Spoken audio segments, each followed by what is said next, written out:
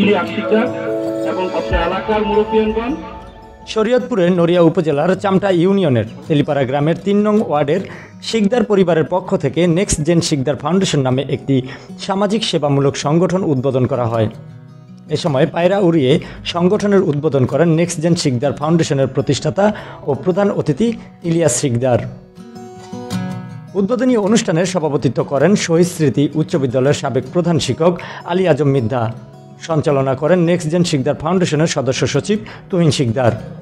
এ সময় উদ্বোধন অনুষ্ঠানে প্রধান অতিথি তার বক্তব্যে বলেন, আপনারা সবাই কষ্ট করেন, আমি জানি, কষ্ট করে হলেও আপনি ছেলে মেয়েকে শিক্ষিত করার চেষ্টা করেন আর সুস্থ থাকার চেষ্টা করেন।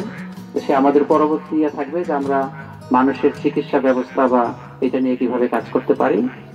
আর যদি কখনো দুর্যোগ হয় আর বছরে একটা কোনো প্রোগ্রাম করা যায় সেটা আরো ভালো।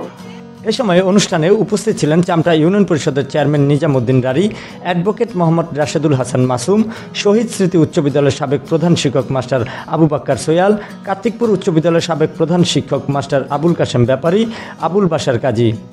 উক্ত আয়োজনে উদ্বোধন অনুষ্ঠান শেষে শতাধিক পরিবারের মাঝে নগদ অর্থ প্রদান করা হয়ে থাকে।